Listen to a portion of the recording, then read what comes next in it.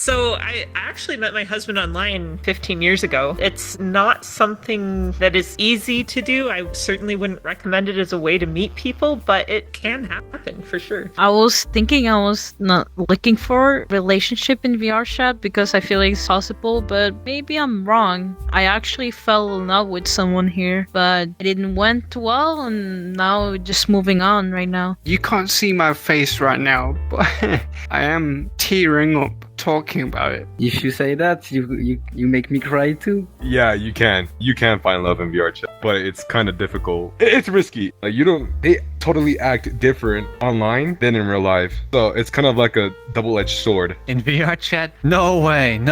It's impossible. Everyone in this game is, there's something. There's a very specific way people are in this game, you know? They're just, they can be psychopaths sometimes, liars even. Only a small percentage of people who watch my videos are actually subscribed. So if you end up liking this video, consider subscribing. Objectively, I'd say definitely it's possible. One of my closest IRL friends actually met his soon-to-be wife on a little game called Friday the 13th. The game, it's kind of not a very popular game, but they met there and now they're getting married soon. I don't know. But, I mean, in the little time I've had, clearly people, know each other. So inevitably you talk to someone. If you get along with them well, I don't see why you wouldn't. I am 21 years old. I do have a potential to have somebody in my life, but I didn't meet them on VR chat. I met them on this app called Reality on your cell phone, the live streaming app. I've been hearing she's not having a good time with her current boyfriend, and she's like, well, if I need anything, I'll let you know. And I was like, you tell me that you need to come up here, I will have a plane ticket ready for you. Although, granted, my space ain't very homey, it ain't very big. It's a good place to stay. Rent that I'm paying for is $350 a month. Power bill's only $33 a month, and I get free water. Ragnarok online in a private server. Well, okay, so I'm from the US and he's from Canada. So for us to really give our relationship a chance, we had to get married. Thank God it worked out. We married really young just to give it a chance. I was 18, she was 19. Straight out of high school. How many years have we been married now? No, I think we're past 15. I think. I'm from Norway, and I prefer like people close to me. Yeah, because I'm not a big fan of like long distance relationship. So yeah, it's kind of mixed for me. It's a private different reason. It's not because of long distance, because this person is actually from the same country as me. So it was no problem for me. But I feel like I'm a person who needs how can I say it?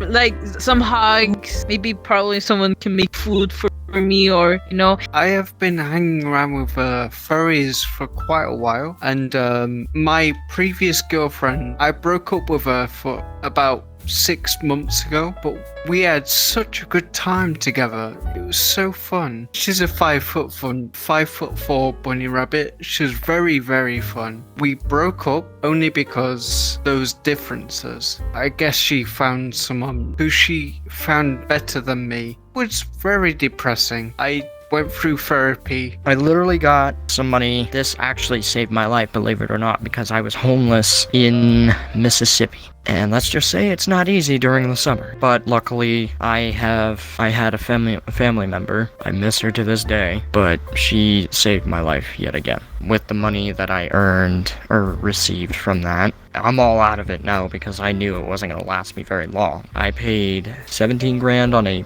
2014 Ford F-150 STX Sport with a 6.2 liter V8 engine. Oh man, this truck was nice. I mean, it's tough. Like, okay, so when you're dating in real life, you're gonna meet all these people. You're gonna meet their friends, and their friends are going to know things about them that maybe they don't want to admit to themselves. Their family are gonna know things. It's gonna be a lot easier to go through these. So, like, when we moved in together, my level of relationship with him was, like, up here, but my level of relationship with my in-laws, his family, we'd end up being really, really close to was, like, non-existent. So it was really, really difficult transition, and there's a lot of extra steps, it's really, really difficult. It's very unlikely that it's going to work out.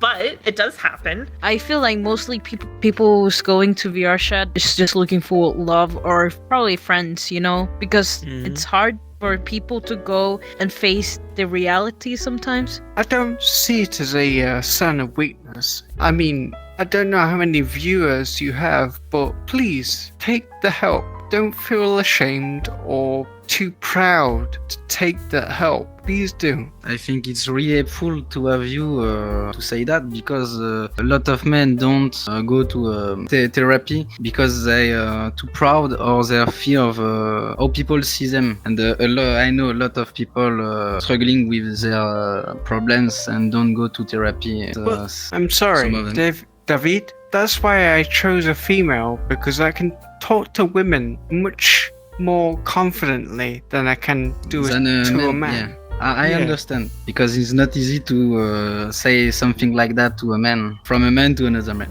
So helpful though. But it's good to see you in good shape.